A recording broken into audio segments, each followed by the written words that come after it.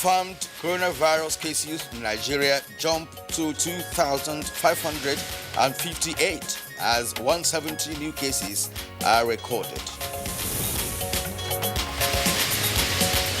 Nasarawa lawmakers go into isolation as State Assembly member dies of COVID-19. Banks must seek approval to sack workers, says CBN. And on Nigeria Today, we shall discuss COVID-19 and the role of science and technology.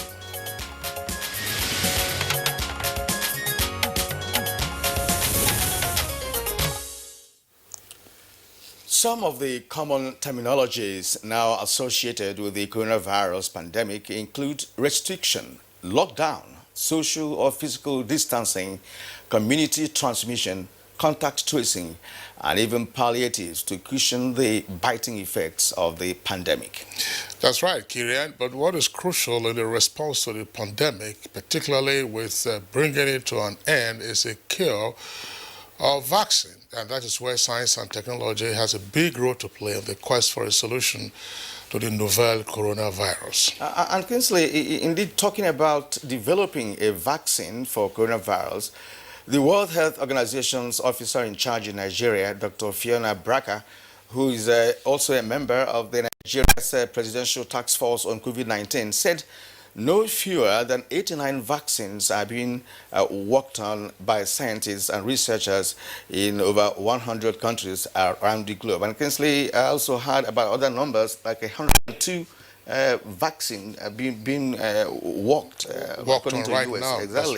That's right. No, but the WHO rep in Nigeria also indicated that 7 of such vaccines being developed are already up for clinical trials, and that Nigeria has expressed interest to be part of what is referred to as a solidarity trial.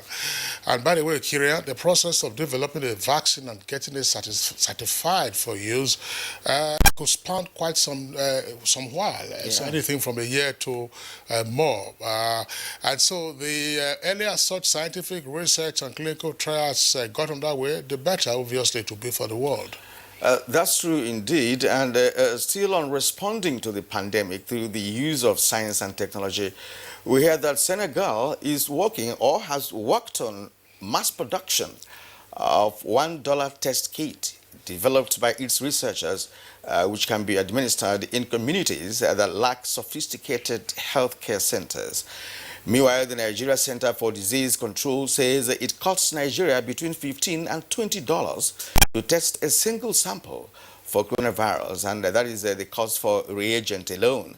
Again, with the shortage and cost of ventilators globally, Senegal has developed a far less expensive ventilator to assist coronavirus patients who come down with shortness of breath.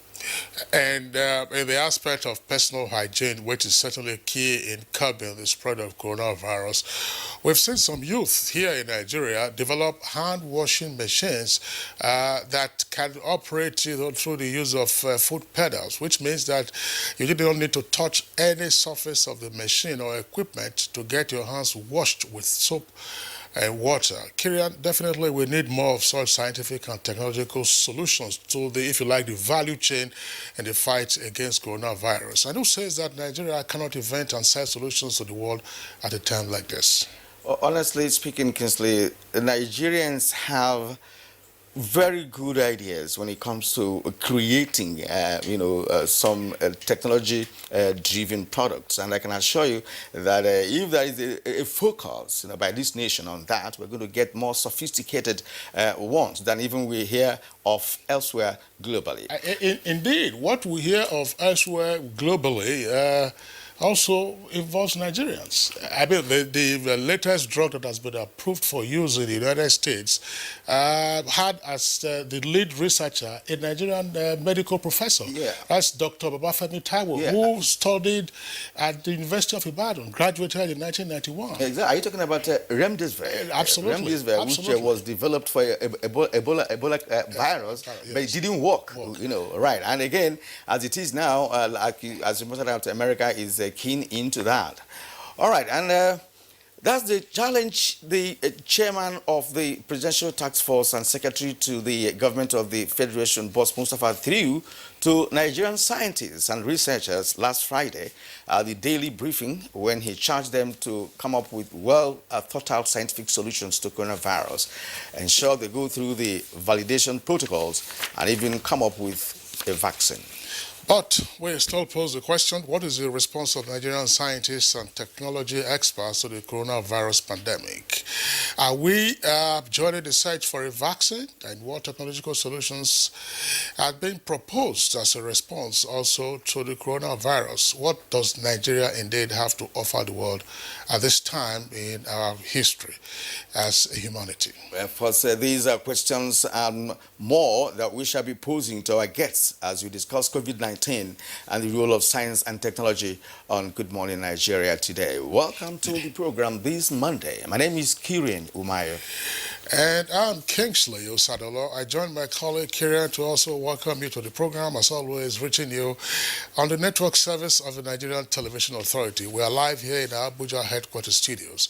In the course of the program, we shall also have our complimentary segments, and these include newspaper review and others. In the meantime, yes, have the highlights of the morning news, and here is our colleague, Habiba Oladipo. Good morning, Habiba. Good morning, Kingsley and Kirian. Here is the morning news.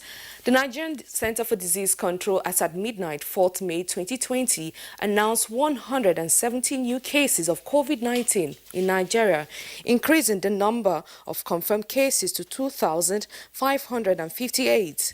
Of the new cases, Lagos, Kano and Ogun topped the chart, with Lagos having 39 confirmed cases, 29 in Kano, 24 in Ogun, 18 in Bauchi, 15 in Kaduna, while the FCT and Sokoto recorded 12 cases each.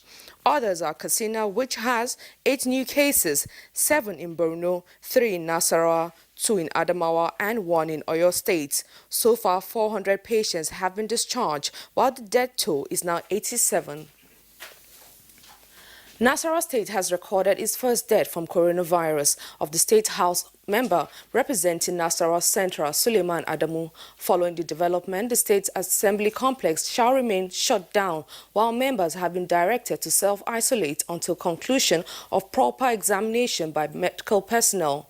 Similarly, the state government has announced a total shutdown of 5 local government areas, including Lafia, the state capital, as part of measures to contain the virus.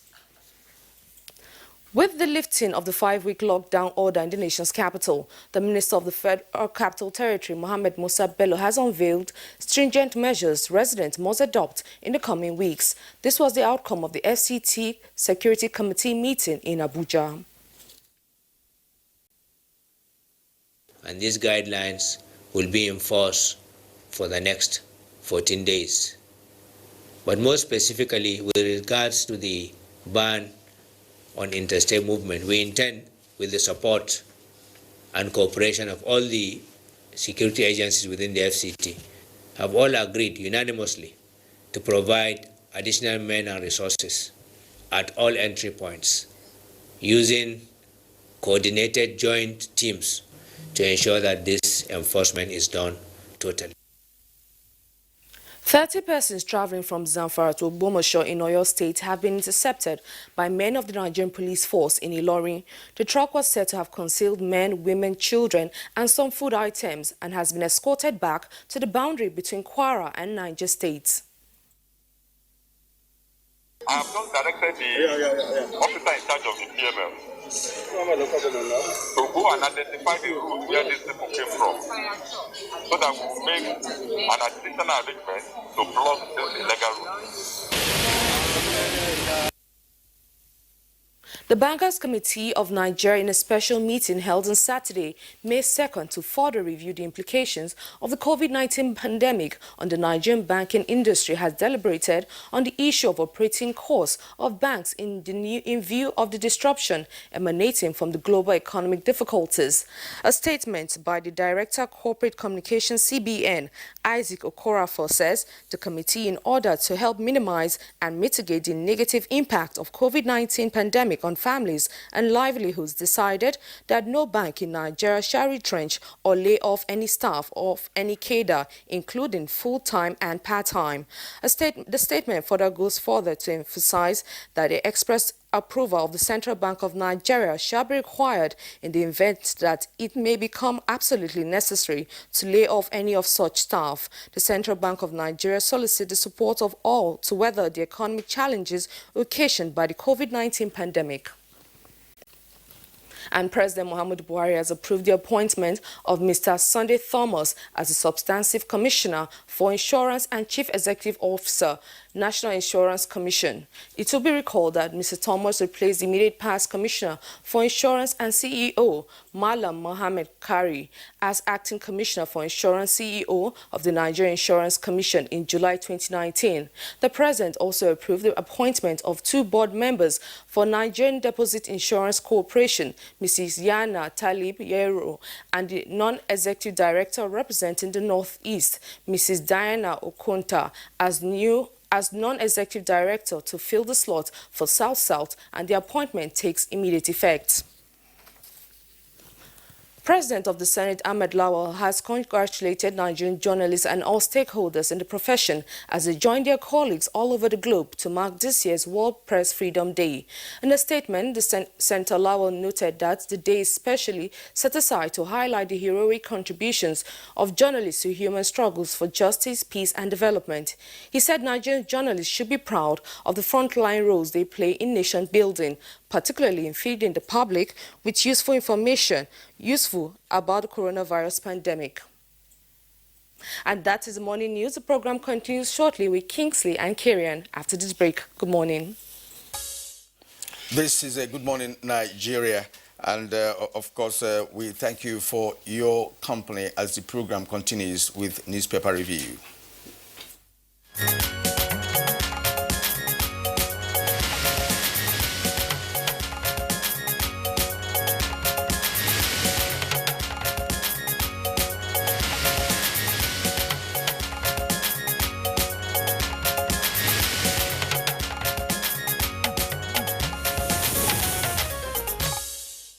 Newspaper reviewer Baya Toibe is right here with us in the studios. Baya, good morning and welcome. Thank you, Kingsley. Good morning. Yes, good to see you again, Baya. Thank you. You had a pleasant weekend? Yes. Okay. All right, so let's begin our review this morning by taking a look at the front page of the Punch newspaper. Punch newspaper, above the nameplate, says sacked employees to get monthly salaries for insured jobs. That's according to insurers. Details on page 28. CBN prevails on banks not to sack workers. That's on page 25. And cut interest rates to boost economy, says Tinubu. Details of that story can be found on page 24. And then an earpiece there, which is beside the name flag. You have the COVID update, so confirmed cases, discharged, and number of deaths. Together, of course, with the worldwide figures, you have well over now 3.5 million people worldwide who have the coronavirus, and then fatalities, unfortunately, over 248,000. Next story of Punch says 80% of Kano coronavirus samples positive, and it says that's according to Buhari's panel. There's no Buhari panel on COVID-19. It's a federal government panel. All right, so now 2 writers to that headline. One of them says, most of the strange deaths in Kano caused by COVID-19, says Guarzo. 23 Nasarawa Assembly members quarantined as lawmaker dies. You have the photographs on the front page there. The caption is very instructive. It says, a truck loaded with passengers from Zamfara State being intercepted by the FCT Ministerial Task Force on Airport Road, Abuja on Sunday. 3 killed in Benue communal clash, page 10. Kaduna recalls 50 COVID-19 through Kano Almajiri returnees. So Kano Almajiri returnees in Kaduna, 50 of them have COVID-19, and that's attributed to Governor Rufai. JAMB remits 7 billion naira to federal government for 2020 UTME. Details on page 17. All right, now let's turn to the Daily Sun newspaper. On the right-hand side of the nameplate, to have Nasarawa lawmaker dies of coronavirus. Governor shocks assembly. Of the rider, Emir Prof die in Zamfara and Kano. That's on page 29. Now the lead story on the Daily Sun. As NMA fears fresh COVID-19 lockdown, compulsory face mask use, other measures take off today. With the two riders, anxiety grips corporate Nigerians as work resumes. RTN warns drivers, conductors against flouting directives on transportation. The story is on pages 2, 6, and 27. And of course, below the photo story, we have COVID-19 has exposed Nigerian leaders, says Okuja, is on page 26. Buhari appoints Thomas, Nikon boss, Yaro, Okunta, NDIC board directors, is on page 2. World Press Freedom Day, Malami tasks journalists on ethical conduct. And below that, Tinubu charges CBN to crash interest rates in the country. It's on page 25. And of course, CBN Bankers Committee suspend planned layoff in banks. That's on page 25. Let's bring in Bio now. Well, let's start with the update on coronavirus. 220 new cases were reported yesterday in 19 states of the Federation. We now have a total of 2,388. If you recall, on Friday... Sorry. Yes. What is the figure? What is the figure did you say?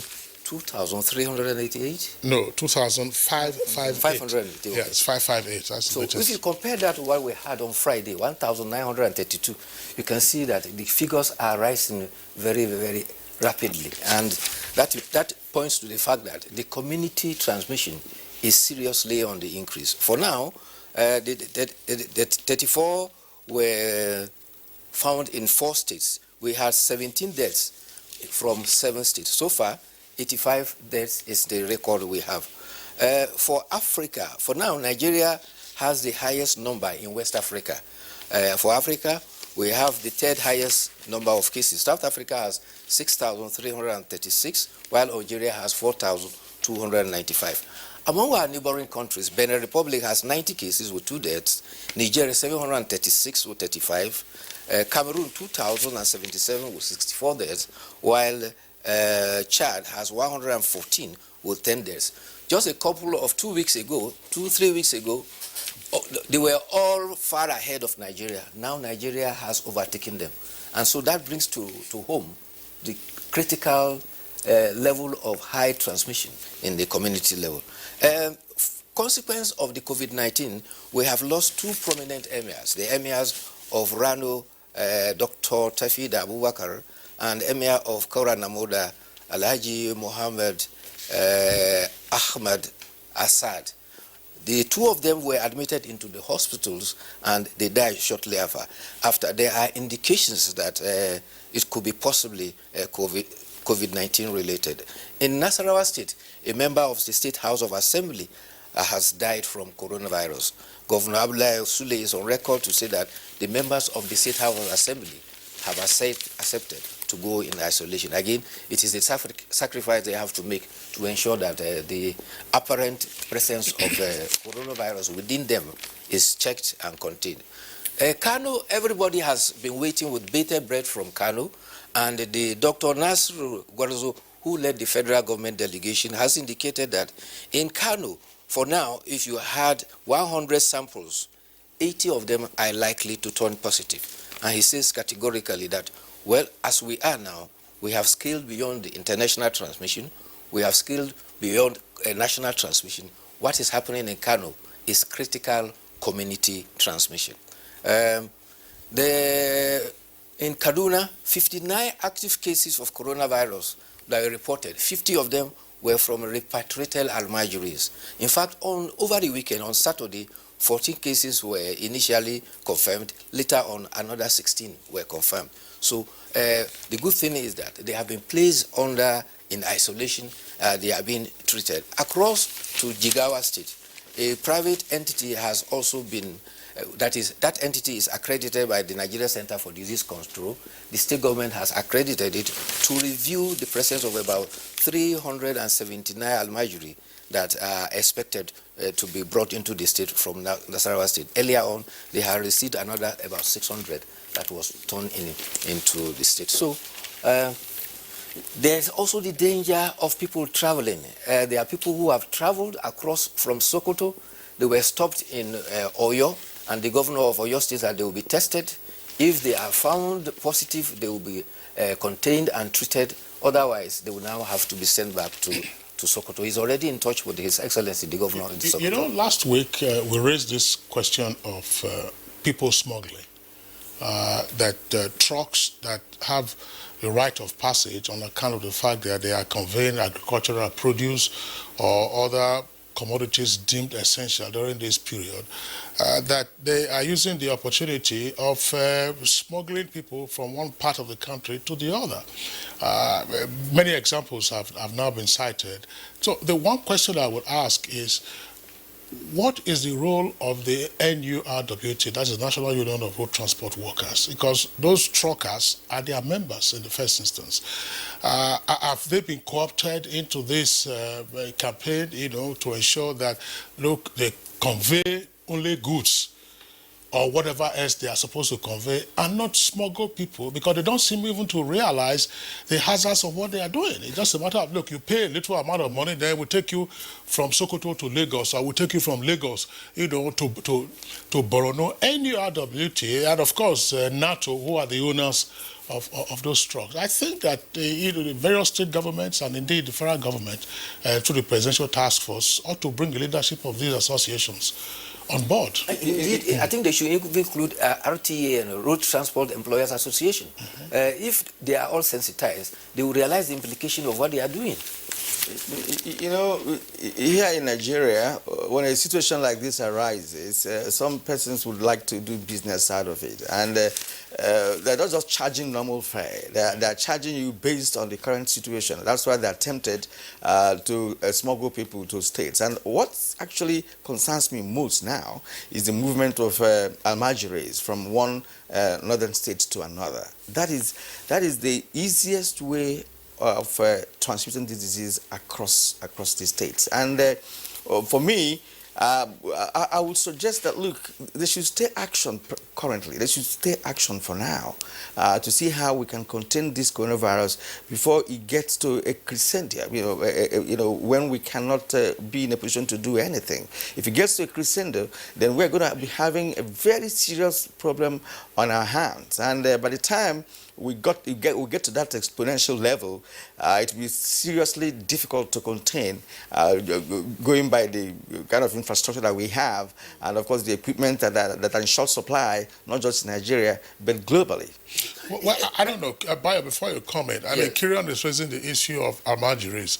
It appears to me that a number of state governments are taking precautions. Yes. Now, for the people smuggling, there's no control. It's just as you said, some underground business that is going on. But for the almajiris, this is controlled movement. And I've seen some state governments, about up to yesterday, Jigawa, Katsina, and Kaduna, and others, when the almajiris come, now considering that there's a high level of suspicion, they are put in isolation. For 14 days, some of them have been tested and then left for 14 days, and then if they are free of the virus, then of course they are let go. But if they test positive, then the treatment regime begins. Yes. But it is how faithful they can be to all of this in different parts of the country that will be the critical issue. Yes, to add to what Kingsley said, it is organized in the sense that there's an agreement from the governors meeting their forum, and before any batch of almajiri departs, the receiving state is aware, and they are accompanied by security, so they are received and their movement is contained. And immediately they are at the receiving states, they are tested and put in an environment whereby their situation is contained. In fact, those that are dangerous are the ones in the various state capitals that have tested positive, but have absconded from the isolation centers. We had several cases reported in Kano. There is one, in fact, a woman that was reported in Bini. I don't know whether they have found her now. Her daughter was, in fact, coughing, which was perhaps a signal of the infection. But they had to give her name so that he could be traced. So such instances are the ones that are critically very dangerous.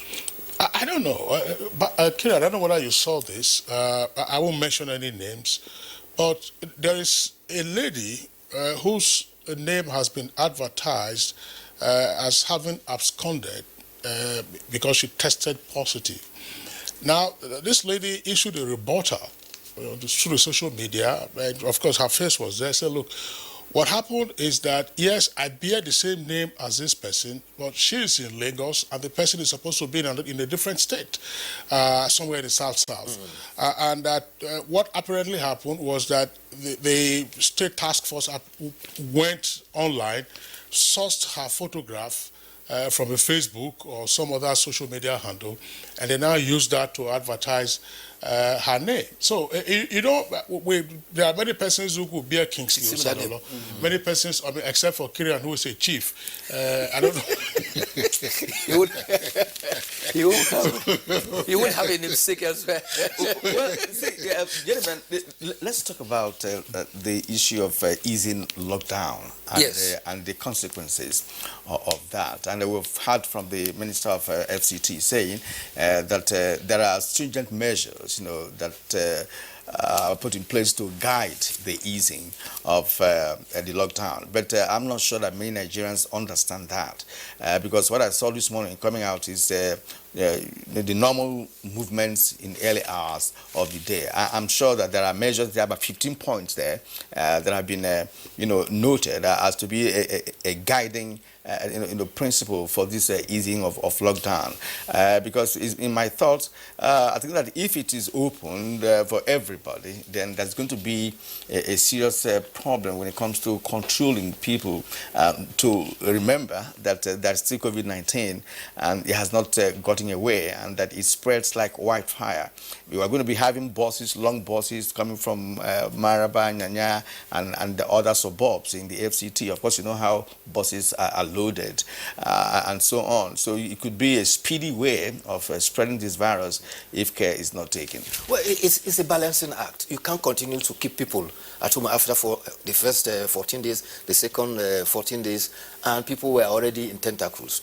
And the compassion is that there are people who live by the day, and therefore if the avenues, the situation are limited, then they will also be able to fend for themselves and not continue to be a liability. For the economy too, some of economic activities must be allowed to go on, but they are all under strict conditions. One, everybody going out must wear a face mask.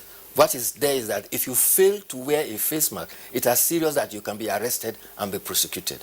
Even for the public officers who are supposed to resume to work, the head of service of the Federation has indicated that these are officers from level 14 and above, and they are not going to work every day. It's going to be Mondays, Wednesdays, and Fridays, and it's going to be between 8 a.m. to 2 p.m. So there are strict guidelines, but nevertheless, all the hygienic conditions that we have always learned now in the past, since February that this thing came in, they are all supposed to apply. What it simply means is that every individual has his own fate in his hand. Exactly. Yeah, plus the law enforcement agents, Yes. who are manning those entry and exit points into the Federal Capital Territory. Just some quick updates. I mean, the stories are inside the paper. After the burial of the late Chief of Staff to the President, Abba Kyari, his burial, of course, took place at Gudu Cemetery in Abuja. Now, the Secretariat of Health and Human Services in the FCT has announced through the acting secretary that the persons who attended the burial and who therefore were placed in isolation have all tested negative. Yes, after 14 days. Yes, they have tested negative, so that's one development. And I'm sure you're also familiar with the rebuttal by one of the banks that it was closing as many as 300 branches. The bank says no, it's not true. Already the central bank has given indication after the bankers' council meeting that no bank worker will be retrenched. Yeah, but I'm worried about the burial, the ceremony of the Emir of Rano in Kano. If you saw that, burial ceremony, people didn't behave as if there's anything like coronavirus. People converged as usual, right? And that is scary, judging by what is going on now in Kano with respect to the spread of the virus. We should take care. We should be very careful about gathering. Gathering in a place is the easiest way to spread it. Indeed, Kerian, because burial is an emotive thing. People are getting emotional, and most often than not, when you are emotional, you don't think through all your actions. And sadly, the dead body is less a danger than they themselves who are gathered there. Exactly. So there should have been some element of control there. Okay, now let's go to the editorial. Sorry, we just direct our viewers. If you see page 31 of the Punch newspaper, there are photographs of the private burial of the former Director General of the Nigerian Law School, Dr. Kole Abayomi, who died of COVID-19 in the UK. Just his family members and a priest. Exactly. Okay, now to the editorial for today from the Nation newspaper. It's on page 19. I say, Corona oddities. Why would positive cases flee from free treatment? Patients rejected treatment centers and prisoners get restive. All right, now I say the pressure of managing the COVID-19 pandemic has come with its oddities, even with some prisoners using the pandemic as reason to press for his early release. The government's task force is clear-cut to impose sanctions on a few to save the majority. Even then, there must be a sustained message of hope to discourage COVID-19 stigma and stress that now, more than ever, that testing positive is not a death sentence. Yes, indeed. The editorial is saying that, well, COVID-19 is with us, but be that as it may, COVID-19 is not a death sentence. However, people should take extra care not to get themselves infected by observing all the conditions. But the editorial is happening on some of the oddities. One is that even prisoners are using the opportunity of COVID-19 to demand for freedom. Besides the example of what happened in Sapele, they are all demanding to be set free because there's COVID-19. And they forget that it is a prerogative and there are certain conditions that are put right. And another danger the editorial points out is in the Federal Capital Territory, where it is reported that some persons that have been identified are treated at home. And the editorial is saying that when people are being treated at home, the strict medical supervision that is required because of the nature of the disease is missing, and therefore they should rethink about that. But above all, the editorial is saying that it has to be a carrot and stick system. Yes, carrot to encourage people, but when people become very difficult, you have to wave the stick to protect the majority of the people from getting infected. Okay, Bayo would like to thank you. One curiosity for me in all of this is to say, okay, you test positive, or a person tests positive and is taken to an isolation center and then treatment under the supervision of the state, that's to say the government, takes place. But there have also been reports of persons who are getting treatment at home. This is not just here in Nigeria, but also outside. I mean, there's some very well-known broadcasters on international networks who have tested positive to coronavirus, and at least one of them has come out of it. And the treatment she was taking was at home. Yes. So I've been asking myself exactly what is happening. I mean, so under what conditions can a COVID-19 patient be treated at home? Is it mild, severe, or what? Actually, there are three phases. That's one thing the Honorable Minister of Health, told me on a program, Weekend File, just last Saturday, that the nation is lacking space. I was even suggesting that we can convert conference centers into treatment centers, as the case may be, and of course, as it's seen done all over the world. And if there is an issue of space, then there could be enough reason, to treat some people at home, if they have the wherewithal to, of course, take care of the medical personnel that are, giving him treatment. Dr. Nasir Sarigwarzo gave an indication. He said there are three phases. The first phase is that there are some people who probably will test positive, but are not symptomatic. Those ones are allowed to be treated at home. The second phase are those who are positive and are symptomatic. They will be treated in hospital. The third category are the critical ones that are admitted into ICUs. So those are the three. Those who also have underlying medical conditions. Yes. All right, Bayo Atoyebe, good way to start the Monday. I'd like to thank you for being around. Thank you. See you again tomorrow. It's Good Morning Nigeria, reaching you on Africa's largest television network, the Nigerian Television Authority. We're live from Abuja. We'll take a short break now. When we return, we'll get ahead with items for discussion this morning, which is still on COVID-19, the role of science and tech. In particular, where does Nigeria stand? Globally, the fight against the ravaging coronavirus has been a top priority. With the virus crippling most economies, even those perceived as the most developed and most advanced are brought to their knees. There is global pursuit for a cure and vaccine for COVID-19 using science and technology, and Nigeria is not by any means left out of the quest. World Health Organization announced that about 89 vaccines are developed by scientists globally, with 7 ready for clinical trials. In response to the pandemic, Senegal developed a less expensive ventilator, which was mass-produced for easy access. The manufacturing of COVID-19 revolutionary rapid diagnostic test kits that can screen samples within 20 minutes by the Kwame Nkrumah University of Science and Technology scientists prove that science and technology can be leveraged on to combat the deadly virus.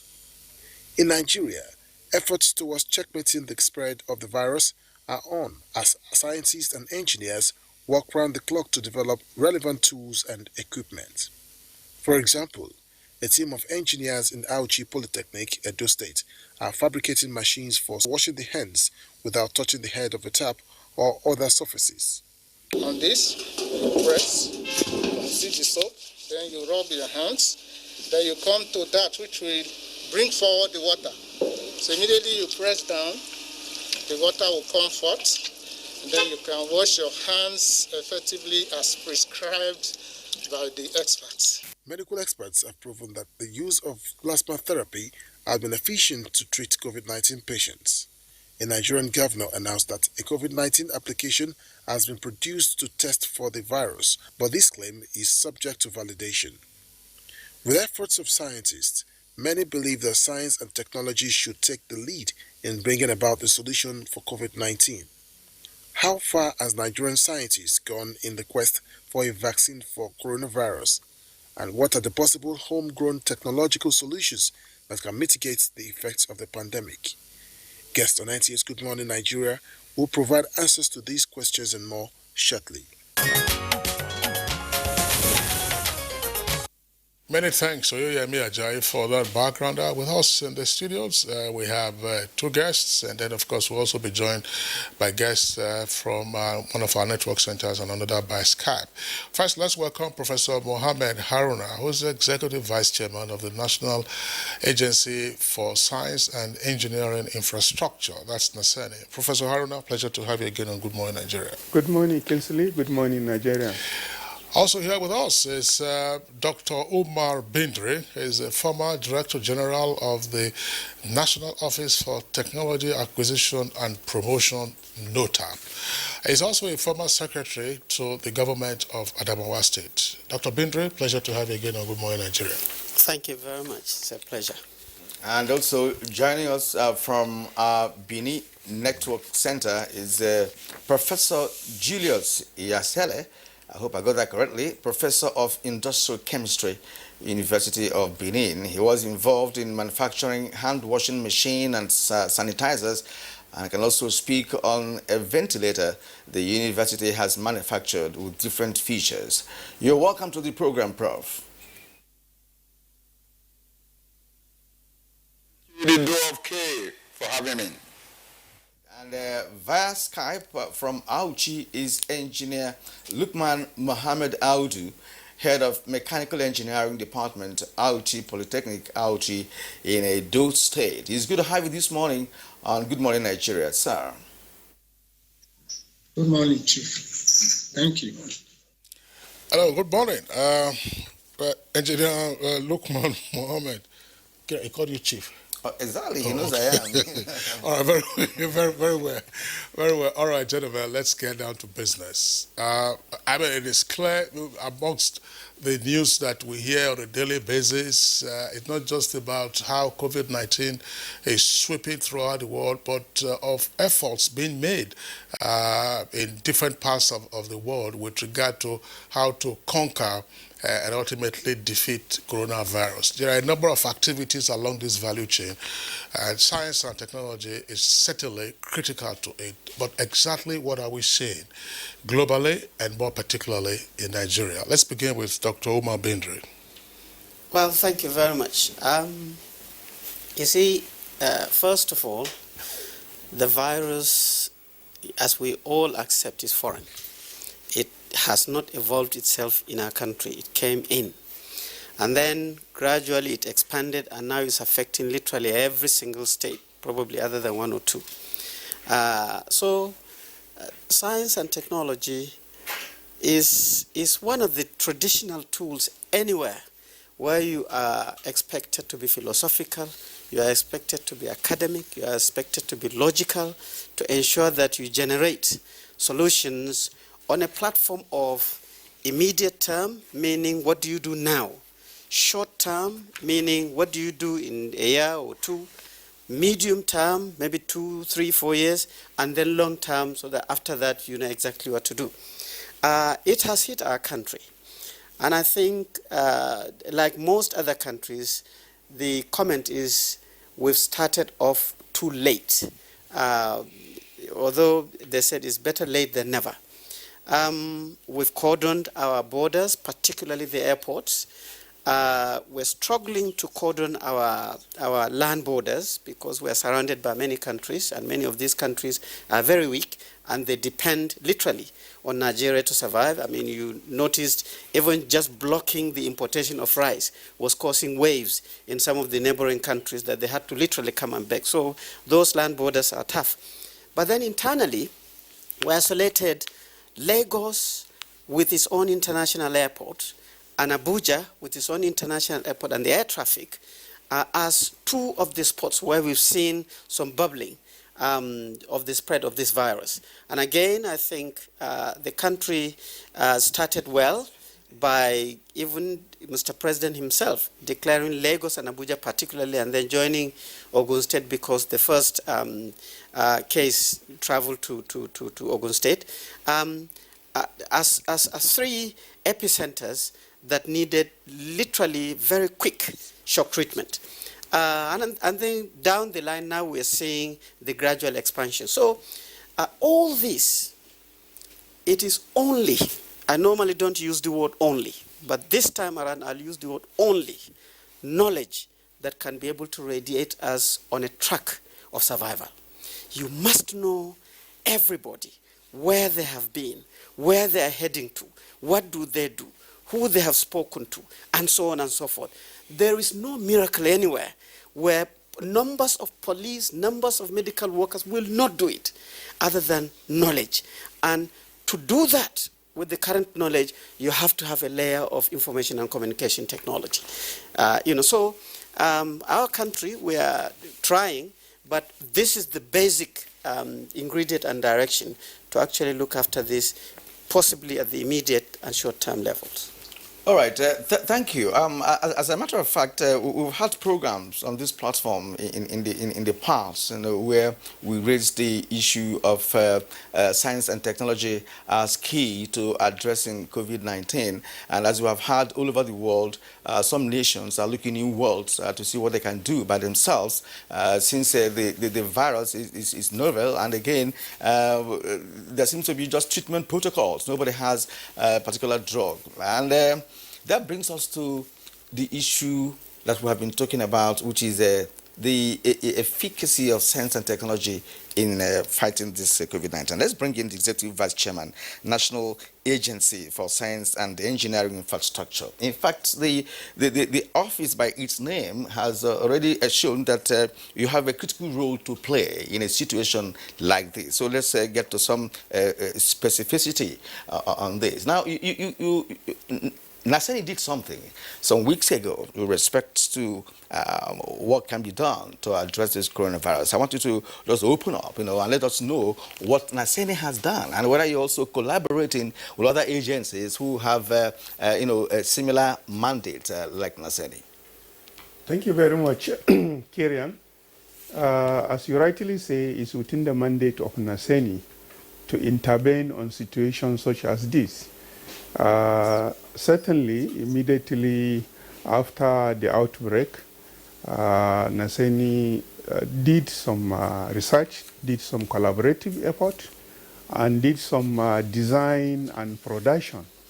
First of devices that we believe will help as preventive measures because it is said that prevention is better than cure. So we did these various devices we developed in order to disinfect environment, to disinfect individual, and even conducted virological tests from the experts on the efficiency and effectiveness of these different delivery devices. Those that are fixed safety tunnel in a place, so that if you enter in a public premises, you go through this tunnel and you are disinfected so that you cannot import the virus in case you are carrier. Again, on delivery devices such as mobile equipment, like even as low as Keke Naseni or Keke Napep, to help in our slums area, since it's everybody's disease, including the common man where he lives. On pickup van, also on truck or tanker, water tanker, you can disinfect as long as 15 to 25 kilometers of disinfectant. Again, there are also an individual where you can spread on individual, on buildings, public buildings, and home, because what we discover, what help other nations to curtail the spread of the virus is continuous disinfection of the environment and also entrances. We did that. Then coming to the management, ventilators became scarce, and people in critical cases require that. So Naseni got a sample of a ventilator through the World Health Organization, because ventilators were scarce. Even to lay your hand on a sample was a difficult challenge. So the World Health through Nigerian office supported us with a sample, which we exactly reverse engineer that model that is pneumatically or air operated, and we produce an electrical version of it so that we have again a more flexibility in control. Now, locally, there have been a lot of innovation, very impressive, of course, from tertiary institutions, even from individuals, organizations, private and governmental. There is several efforts by engineering organizations and associations locally and even internationally. Again, just 2 days ago, we have produced a 3D mask, face mask, and of course face shield also. This was through an effort coordinated by Nigerian Academy of Engineering through collaboration with Royal Academy of Engineering of UK and some engineering association in the US. So I am happy there is actually a consultation and coordination, a synergy between engineering organizations on how not to reinvent the wheel and how best to harmonize and coordinate what has been invented locally so far. So you said the face mask is a 3D? 3D, through 3D design. Why is it 3D? What made it 3D? Well, the 3D is easier scientifically and also digitally to produce any new thing that you don't have an existing design. You do through that to produce the model. It's easier for you to realize what you mean. Of course, 3D products are expensive, are slow, but it can give you the model that you can take to other production machine to produce in large quantity. So functionally, it is a three-dimensional? Yes, it is three-dimensional. Oh, what does that mean? Well, three-dimensional means it's a production process where your concept, your imagination can easily be modeled and seen as a drawing, and also examine the size and other features before you commence actual production. Again, production of equipment require you setting up manufacturing line, manufacturing facility, which is too tedious and too elaborative, time consuming and cost involved. But when you have 3D, you produce through layer by layer. You are seeing what it is, and after having your prototype, you can examine its functionality, its features. It's easier to control there before you go into large-scale manufacturing.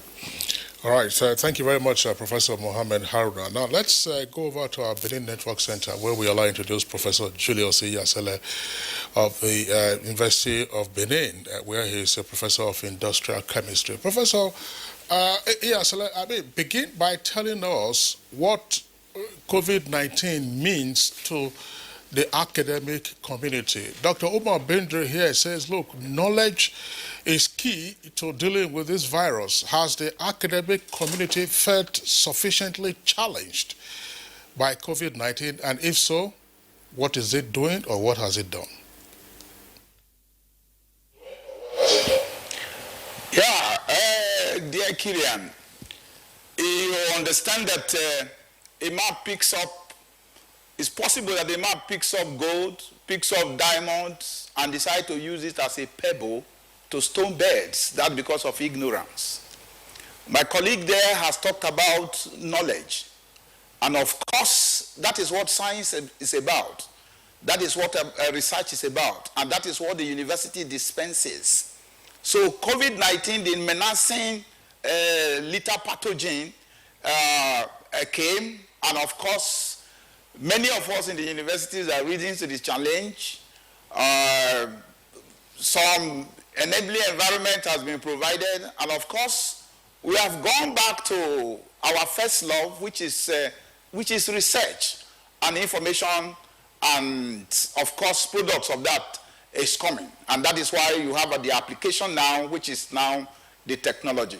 In the university, for instance, we looked at the various intervention materials. For instance, you start with the face mask, for instance. We are advising also that it's not just any fabric that you use as a face mask, because the penetration of the virus has to do with the size of the virus. That is, the pore size of the fabrics are important. So in putting face masks together, I expect knowledge to be given here that it is not, because we have different types of fabric. You have proteinous fabrics, you have the polyesters, you have of course the carbohydrates, which are presented as cotton and all that. So, but particularly what I'm positing here is that the pore size is important.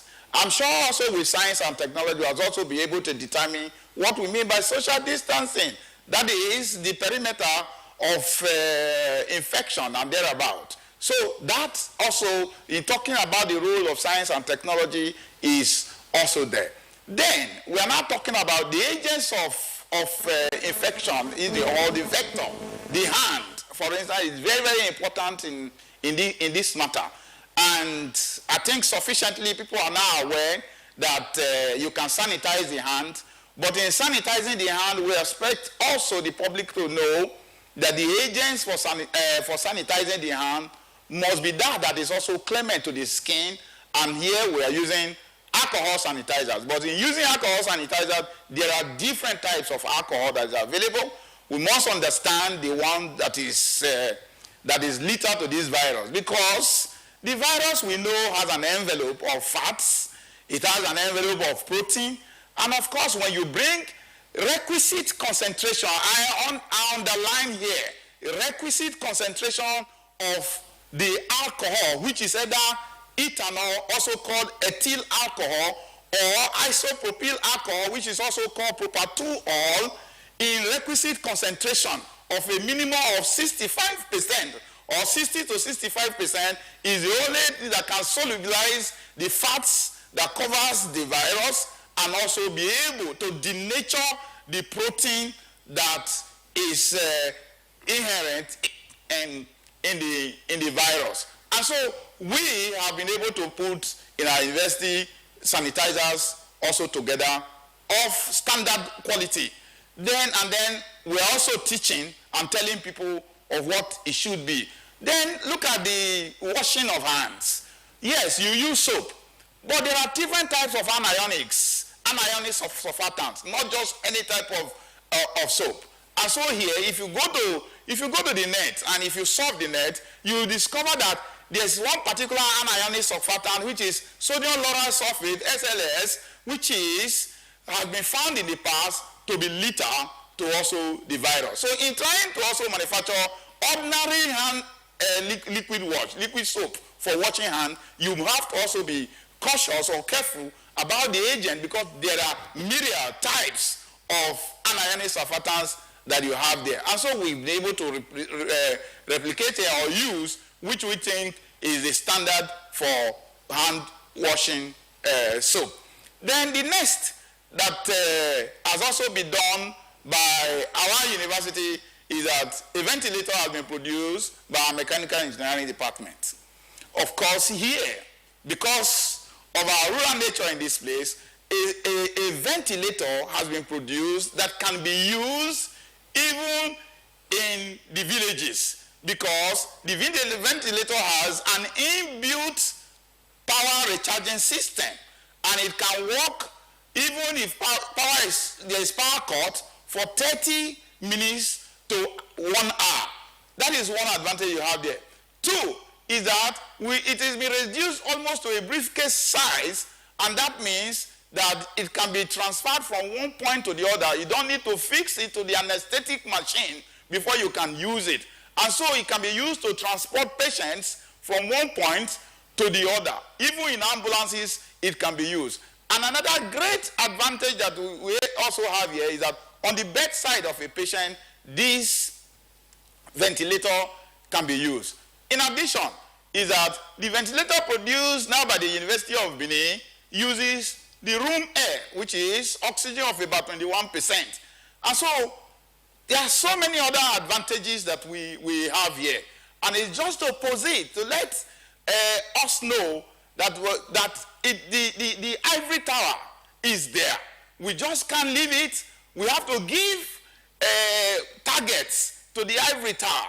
That is that they must know what, they must give charge so that they must produce what is needed by the society. The time for armchair research is over, and of course we must, because as a tower, we are supposed to influence the society. And so we must do that is required by the society.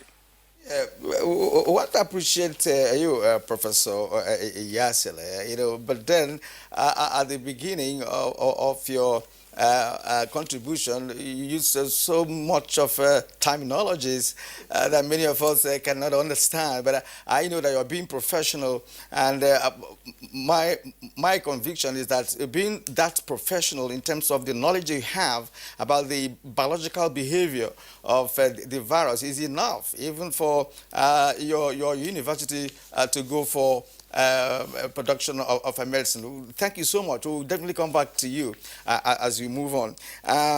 Let's get Engineer Lukman Mohammed Audu, Head of Mechanical Engineering Department, Auchi Polytechnic. Now, fill us in with what you are doing, because the problem with Nigeria when it comes to science and technology is a disconnect, between the ivory tower and, of course, the manufacturing sector. And our friend here, Umar Binder, has worked on that when he was the DG of NOTAB. Now, let us know what your Polytechnic is doing at the moment, because we believe, quite frankly, that when it comes to the issue of mechanical engineering, polytechnics, that are recognized. Thank you very much. The issue of COVID-19 has brought forward a lot of challenges to the academic community. And we in the Polytechnic, our main focus is on technology.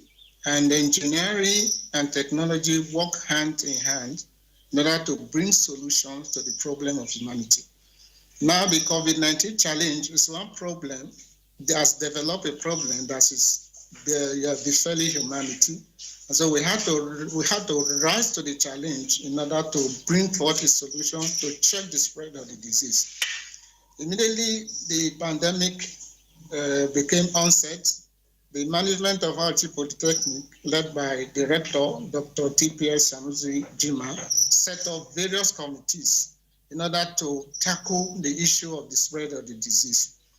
In the field of engineering, we decided to use the principles of engineering design, which involves the use, the analysis, and the optimal use of resources to solve the problem of humanity.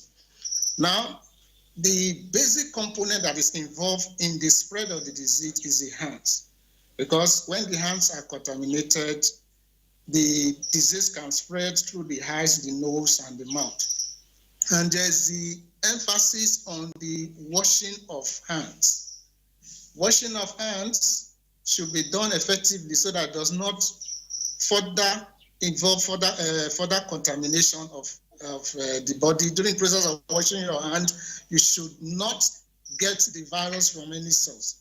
In that respect, the first challenge we had is to produce a hand washing machine that is leg operated. You wash your hands effectively without using your hand to touch anything. You don't touch the soap can, you don't touch the the tap.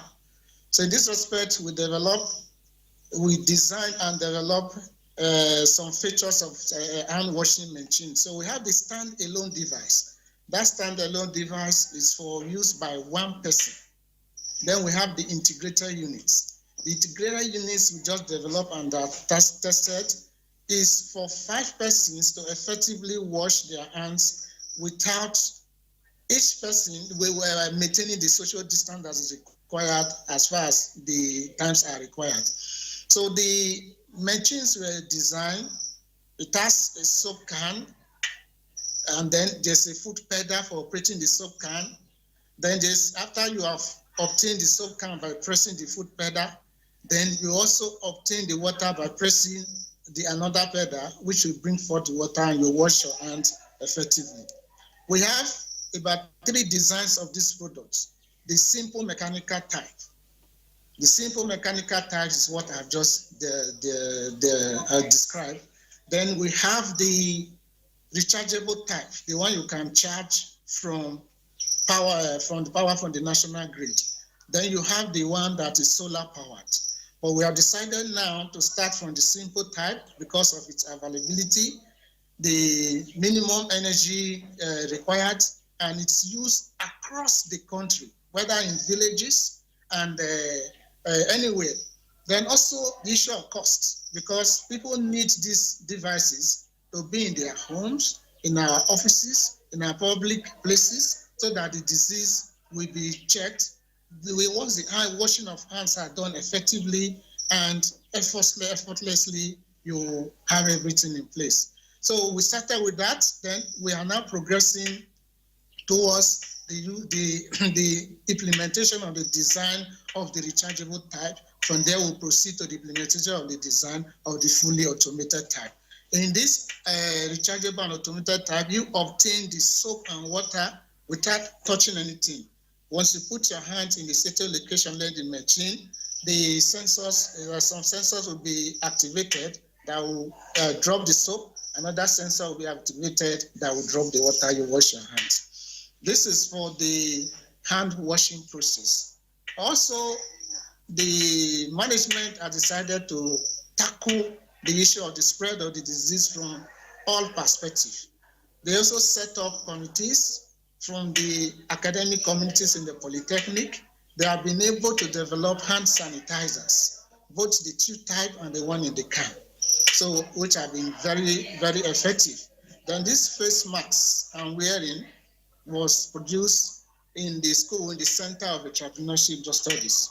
So we have produced, and management has distributed them to the workers and are even giving them to members of the public in order to bring down the spread, in order to check the spread of the disease. All right. Thank you very much, Engineer Lukman Audu, for the opening comments you have made. Elaborate as those comments are, and indeed an indication of what you have given as to what Auchi Polytechnic is doing. Thank you very much. Let's return to our studios here. Dr. Umar Bindri, now listening to the other 3 guests, starting off from your philosophical position, it would appear that, fine, Naseni is working in a silo, University of Benin, Professor Iyasele and his other colleagues working in one silo, Auchi Polytechnic in another silo. And if you were to bring in academics and other researchers from elsewhere around the country, we are likely to see many other silos and precisely what they're doing. Now, how you were in NOTAP, how do you harness all of this so that we return to your philosophical takeoff point, that namely, confronted with this kind of virus, what are the immediate, short-term, medium, and long-term responses that can come from within? Thank you very much. This is a very, very good question. You see, that now brings you to the policy. You see, science, technology, and innovation are layers that every country uses to move to the next level. Our country has all the infrastructure that you can think of. The ministries are there, from ministers down to the sweepers, everybody is there. You have the capability and the capacity. There is no specialist in any of the value chain of this disease or any other thing that Nigeria does not have, and in large quantities. Policy is now the key. There is a science, technology, and innovation policy, and two things in that policy stands up. First, for you to be able to provide this coordinatory function where Federal Ministry of Education or the Ministries of Education who run universities, research institutions is on one silo, Federal Ministry of Health that runs the healthcare facilities and so on is in one silo. Your Federal Ministry of Communication and Digital Technology that looks at the IT facilities is in one silo. Agriculture that provides the food and so on is in one silo. Works that provides the infrastructure is one silo. The only arm that you can be able to utilize to coordinate all these is the Science, Technology and Innovation Council, chaired by the President. It is only the President that can tell Minister A, do this, and it's done. A minister cannot tell another minister. We know that. So, and that is in the policy. The next is, if you have this coordination, how do you now rationalize and utilize resources to be ahead of your level of development? Is funding. Every country has that. You go to South Africa, they have a science foundation. You go to the US, they have a science foundation. Ghana has a science foundation. In the Nigerian science and technology policy, there is also a provision to provide a science, technology, and innovation fund. That does not exist for Nigeria. That means resources running around to do the job. However, these efforts that you see dotted all around, to coordinate it, you see, science is a very interesting thing, or the technology and engineering. You have to start right from the beginning and you click through the value chain very gradually. We know this thing started in China. Should Nigeria have known that China had a problem before it even had? It means our intelligence, our own, even foreign or embassies, should have been studying China, who are going to hospitals, who are getting sick, what kind of diseases, and then flash it to Nigeria. That, I think, whether we have done it, I'm not sure, but I think where we are now, we could assume that we've not done it. Okay, people are dropping on the streets of China in Wuhan and dying. All of a sudden, the whole world started saying, well, China is China. The first thing everybody will do is block. Even if your people are in China, let them stay there, and no new Chinese should enter into your country. Again, when you look at our response, again, we're a little bit late because there's a lot of Chinese and Chinese people who retired. So we've allowed people coming into our country and they are not known yet with that. And then we were lucky to have that Italian because it exploded in Italy. And he came around coughing around and touching things and everything, and then people started spreading. Now, to me, it is that value chain that you now pool your resources. And I'm sorry, when we use science, technology, and innovation, a lot of people think it is biology, physics, chemistry, engineering, and so on. No. Lawyers are social scientists. What is happening to Almajiris today because of COVID-19? You can bring the constitutional provision of human rights, and lawyers have something to do to say, hey, why do you have to move people up and down? After all, they are Nigerians. They can decide to stay anywhere. It's your responsibility to look after them. That is a science. Then you have people who are traumatic. Then you need people who have got psychology specialists to talk to people, to calm them down, until you come through the food supply is agriculture, the scientists of palm oil, rubber, corn, rice, and so on and so forth, until you reach the medicals, who will now look at the sick and so on and so forth. So all these people have got scientists, they have got technologists, and they have got innovators.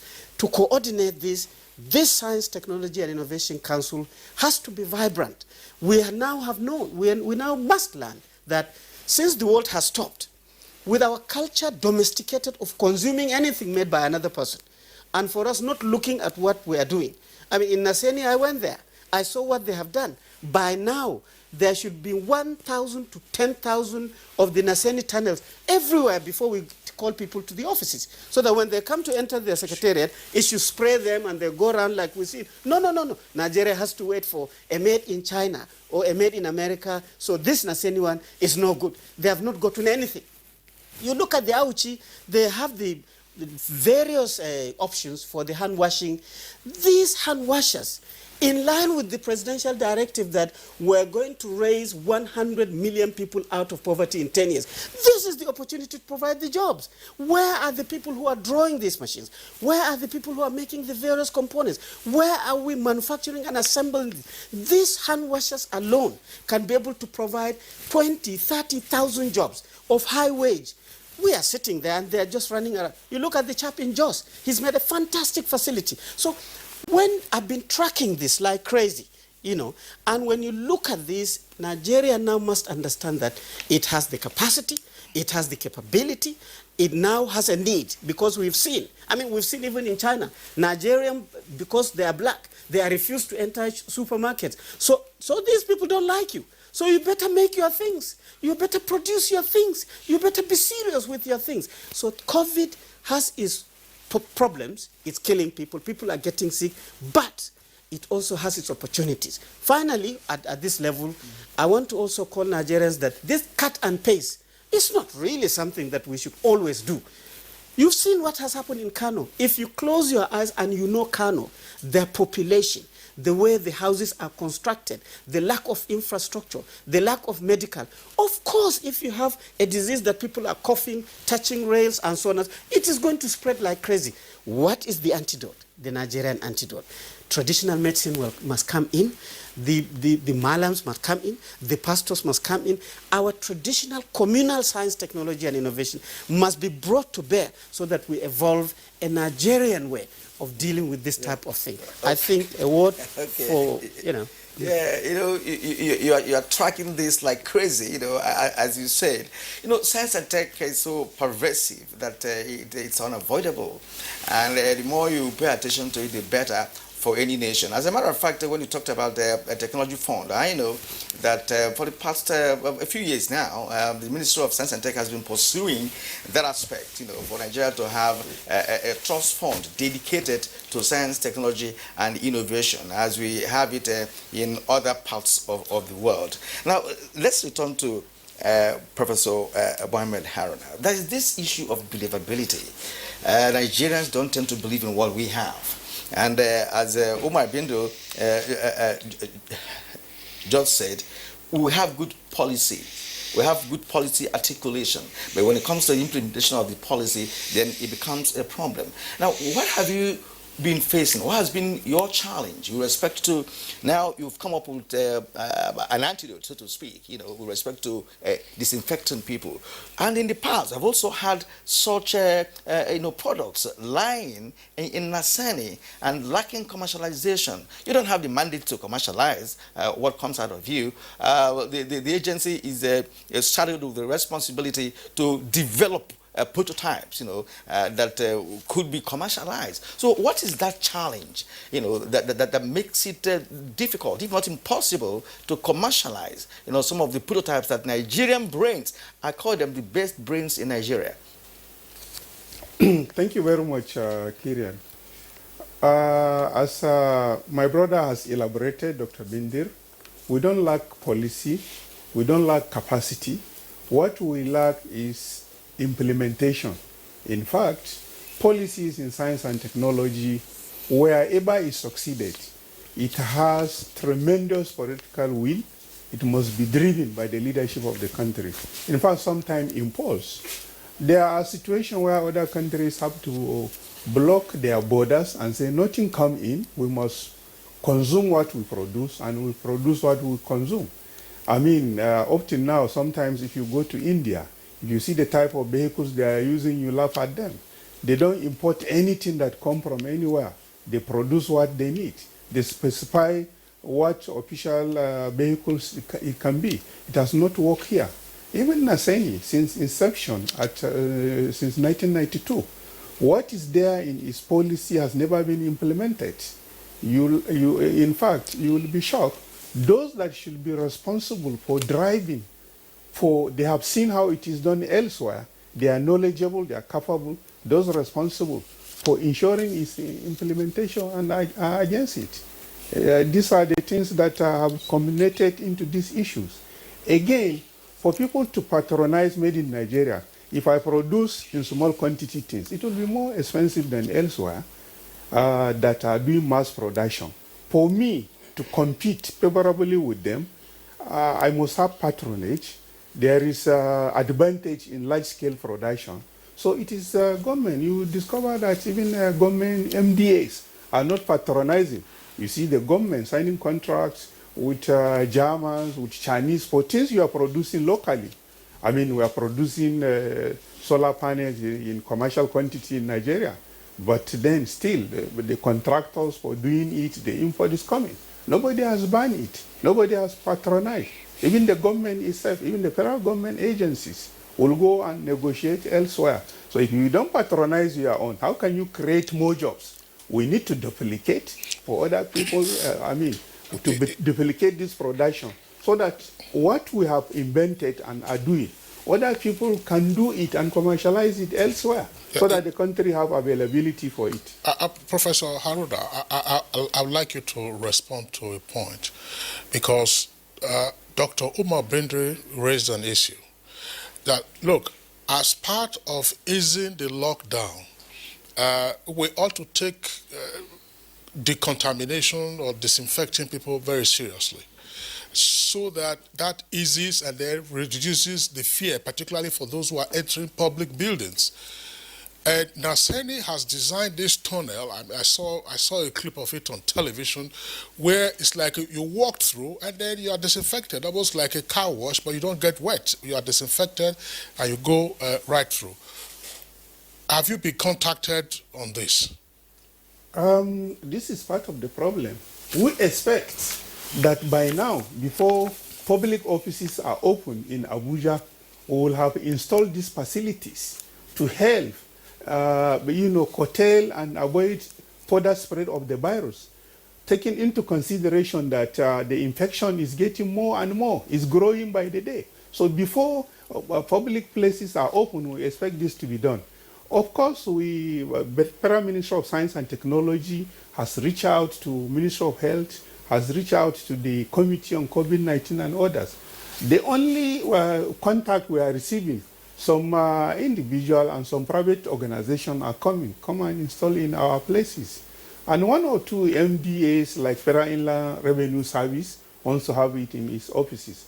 But I'm telling you, the motivation, the the limited time we gave our staff that we must get this, we camp day and night, nobody will go home, camp away from Abuja to ensure that these products are ready. Within a week, we didn't receive proportionate response that Nigerians are interested in this. I don't know. I don't know. But sorry, I mean, Kira, we're not getting into lamentation, but just putting the issues on the table so that we can pick, what is right and then get ahead with the implementation of pre-existing policies. I wouldn't know. Professor Iyasele and Engineer Audu on Skype from Auchi. We'll go to them, but we're having to take a short break now, Kieran. Yeah. Okay. All right, you're still watching Good Morning Nigeria and the network service of NTA. on a Monday morning. Let's return to Benin studio where we have Professor Julius Iyasale. Prof, you've listened to our two guests here in the Abuja studio. They have raised a number of points, very salient points with respect to this conversation. A while ago, I asked a question that bordered on the possibility of ensuring that what comes out of the ivory tower is improved upon in terms of having access to the manufacturing sector, which of course is the epicenter for any kind of production. In your experience as a professor of industrial chemistry, I'm sure COVID-19 inroads that you've made is not the first time that your university is engaging in scientific products. I want to find out whether there is any link between your university and the outside world with respect to your products being advanced further than what you have in your laboratories.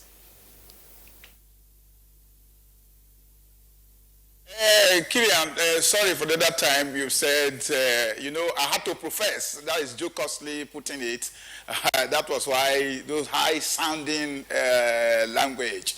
But the truth about it is that there is no synergism between the university and the town. Of course, there is supposed to be what we call town and gown. That means the community is supposed to be regulated by what comes out of the university. Of course, you are aware that most of the industries that are in Nigeria don't have their base or proprietors as Nigerians. Many of them are international, and so they bring ideas from their home country. So what we need to do here is to encourage, our people to become, to engage in productive venture, to engage in manufacturing. Of course, few of the things that we have in the market is because we have taken, the pain to, first of all, you research. After researching, of course, you now manufacture, package, and you send to the market. Otherwise, your idea dies with you. But it's just to let the public know here that year in, year out, we graduate over hundreds of students at the undergraduate level, for instance, and before each of them graduates, of course, all must present research findings to the university. Then at the master's level, you have thesis and then maybe also a PhD. All of this has to do with ideas. But most of these ideas you find out are dusty and consigned to dustbin of history in many libraries and then offices. So there is no synergism here. There's no collaborative effort. And I want to also advise that we are saying that it is not the natural resources or whatever a country has that makes a country great. It's the pool of knowledge and ability to harness such knowledge, to the assistance or promotion of the generality of the people. And so knowledge exists in the university, and even research institutes. You have research institutes, like we've talked about palm oil, you have rubber and all that. Around us here, we have these institutes here, but then, are they being motivated? I expect, for instance, I don't expect why or understand why till now, with even the level of sugar cane and all of this we have in the country, people still eat white sugar, refined sugar. Simple process of pressing the sugar flutes out and evaporating on fire, you get a brown sugar, which is accepted. You are aware of the cost of what they call sea salt, ordinary sea salt. And we have salt water and all of this, from where you can easily get fresh water and evaporate and get sea salt. All this there is need for concerted effort. There is need for collaborative effort. There is need for us to understand that to drive science, to drive policies of a country, knowledge, it must be knowledge driven. Thank you. Professor Iyasala, I would like to stay with you. I'm sure the question will also come around to the others. We listened earlier to the efforts that you and your colleagues have made, hand sanitizers, ventilator, and face mask, and so on and so forth. But one of the problematic issues that came on with COVID-19 and still is persistent for us here in Nigeria has to do with the test kits. They say the test kits were scarce worldwide, and so you couldn't just possibly be testing everybody, or you couldn't possibly be larger segments of the population. We are 200 million, and I'm sure that the percentage of those who have been tested is not significant. But we have seen how testing has been ramped up in the U.S. There are complaints of reagents and so on and so forth. Is it the cotton swab that they will stick into your cotton bud will stick into the person's nose or into the mouth in order to get a sample? Is this an area that we can also seek to find a domestic solution, bearing in mind what has played out or what is playing out in Senegal, where they have designed a test kit worth just about $1?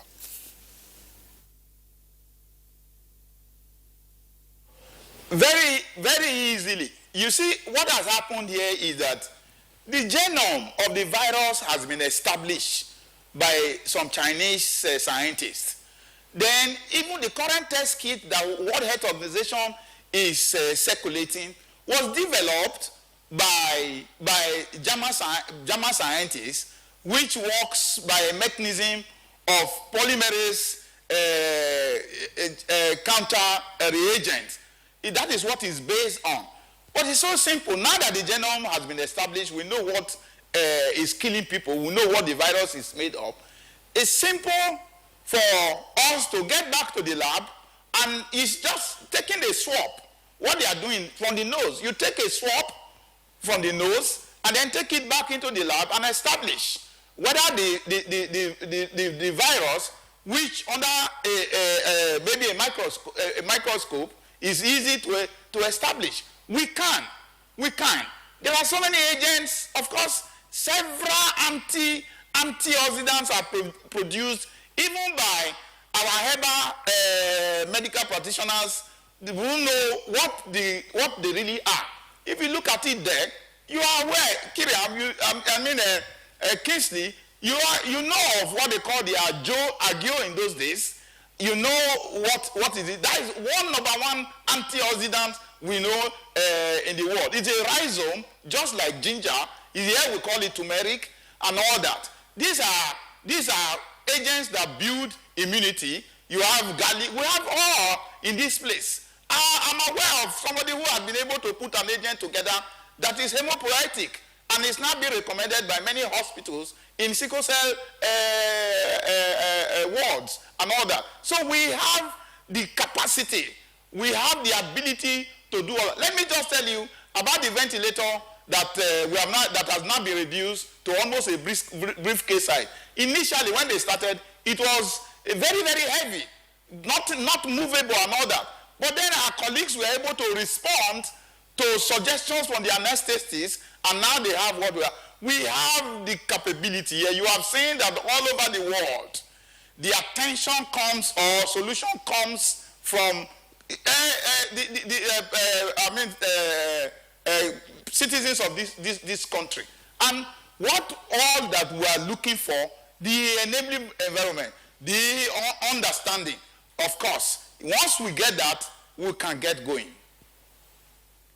Thank you very much indeed. You've really touched some pertinent issues. You said that the ventilator was heavy at the initial stage, and that they reduced it, perhaps using nanotechnology, to make it smaller. And of course, it's now mobile. We thank you indeed. Talking about the herbal medicine he mentioned now, Madagascar is a case in point. And of course, the world is envious of what Madagascar has done, and they call it tea. They call it ordinary tea, and today there's no countries in East and Southern Africa are placing orders. And the president of Tanzania says he's going to send a plane there. And no COVID-19 death in Madagascar, and they're just using herbal medicine. And Kingsley, earlier on, you recall the Nigerian man who played a key role in the development of remdesivir, which America has recommended now. So we have all these things. I usually call them the best brains in Nigeria, because these are people who think out of the box and people who can do something that can be replicated across the globe, because science is about replication. If anything that is scientific cannot be replicated elsewhere, then it is not genuine. Now, let's go back to Engineer Lukman Mohammed Audu. Engineer Audu, you've listened to other guests, and they have raised very, very important issues. I'd like you to, key into that, and also let us know what your institution has done. You say yours is technology-based. Let us know what you have done, not just with COVID-19, but even in the past, and the challenges you are having in ensuring that your products, move away from the university environment to where it is required for advancement and mass production. Thank you very much. We in Auchi Polytechnic, we are partnering with the Commonwealth of Learning to acquire the skills in demand so that our graduates will be able to find relevance there in the employment field. In this respect, we have developed a number of products that are useful to the society. Our final year project execution is geared towards the development of products that can be used by the school and the immediate community. In this respect, we have had a lot of successes. So we have developed state-of-the-art iron doors. We have developed a lot of rolling machines. We have developed palm fruit digesting machines. We also developed advanced solar parabolic machines that can be used to harness solar energy, so that to conserve energy, so that to alleviate this global warming effects, and so many other aspects. And in this respect, we are partnering with the Commonwealth of Learning, and we've been able to acquire the necessary equipment that is necessary in order for us to be able to pass the knowledge across to our students. We basically teach students. Then also we have another basic function of community development.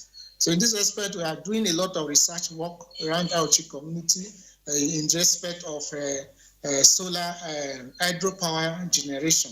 So we are looking at the hydro resources around Auchi and how to be able to do feasibility studies on them, so that we can now recommend the development of this hydro site, which we had a lot of energy into the power grid or for immediate use by the community.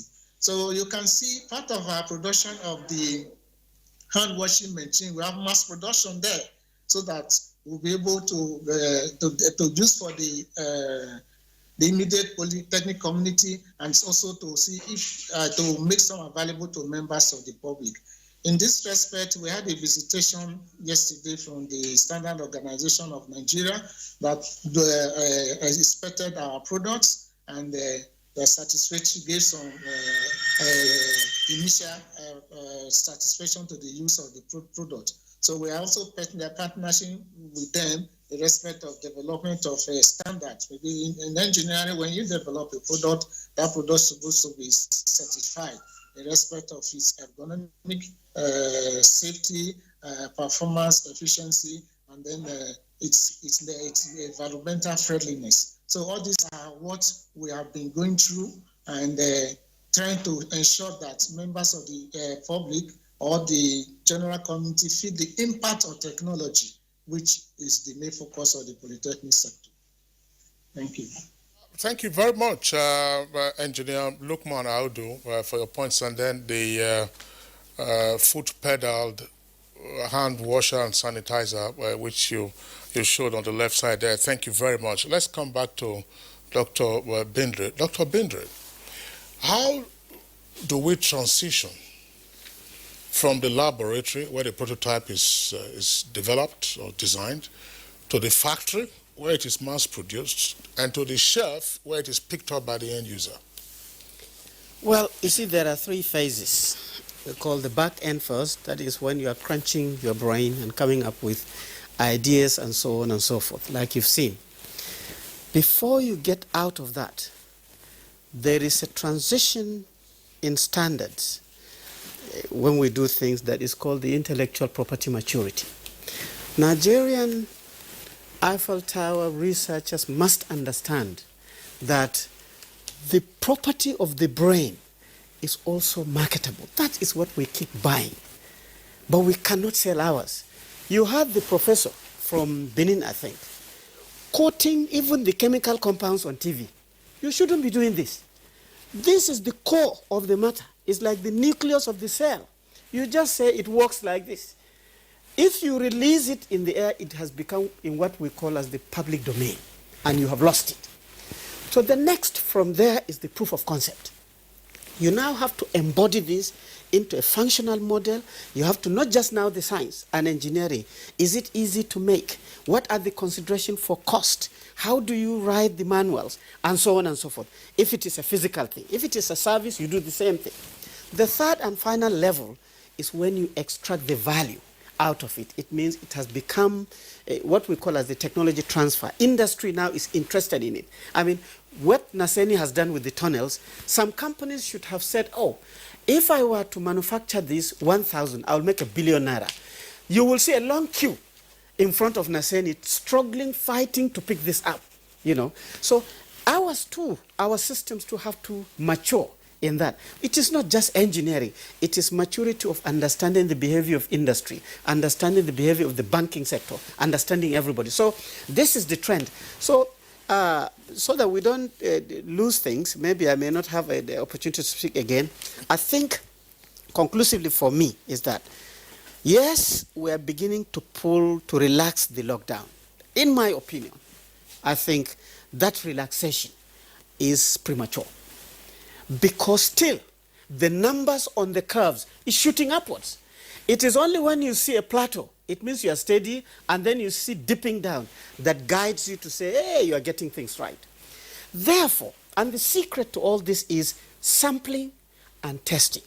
I will advise the task force, probably even Mr. President, that look, put all the virologists, all the senior medical people, the teaching hospitals in one place. Give them 1 week, like Naseni has done. Produce a test, a sampling kit, and a procedure for testing, including the reagents. What is there? It must be produced in 2 weeks. And then go to everywhere. Test like crazy. Otherwise, like we have seen, the disease of the rich, because we are the people who are traveling, bringing virus into the country, has carefully been turned to become a disease of the poor.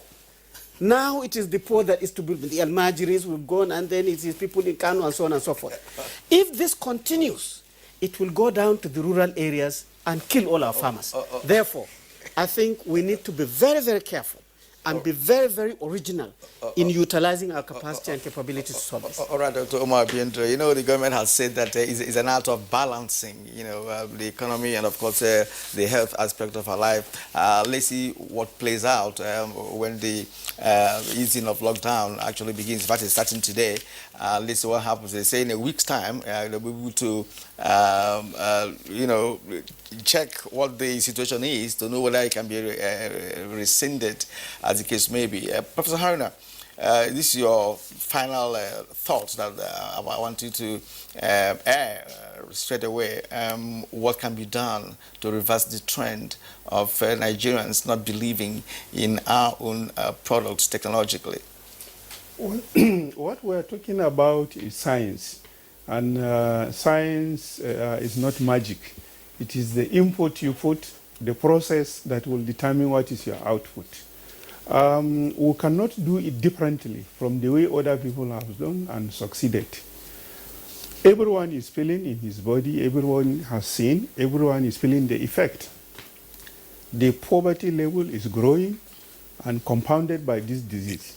The solution before then, all the time in the world, it has always been science, technology, and innovation that salvage the world.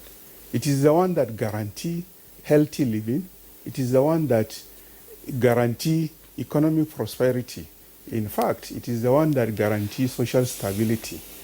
The countries that are feeling less and having more mechanism and are more dynamics in responding to economic challenge of the COVID-19 is because they are self-reliant. They are looking inwards. They have what it takes. In fact, others already have strategized and know what to do to turn their economy around in order to mitigate the effect of this because they have a working system, a leadership that has a political will and insists this is the pattern. It is not consumption of raw material will never guarantee stability.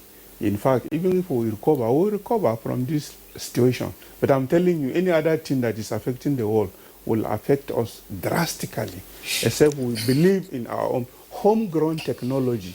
Not that you import the machines, the raw material and expert and come and say, come and industrialize our country. It has never done anywhere, and it cannot be done in Nigeria.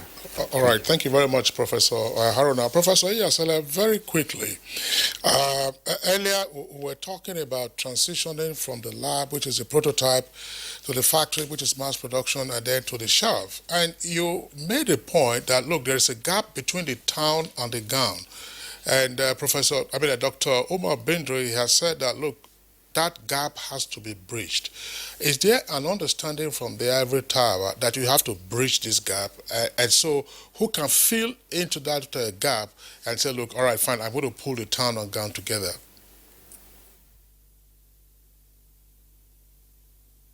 Because is the regulatory agency or the owner of the system, which is the government. It is government that will bridge the gap. It's the government that will pass instruction because they are the proprietors of the research institutes and the universities. Targets has to be given, and of course, it's also government that will motivate the public, small-scale manufacturers or medium-scale, to harness or harvest the ideas that have been generated in the university. And of course, also provide funds. Like Dr. Omar said, I'm mentioning so many of these things on air because it's an overflow. One is getting almost even frustrated. The ideas are so many. And you have them, they are not used because nobody has come for them. And so you can't do otherwise than, but suffice to say that those that I think that are premium to me, very dear to me, you will not get them.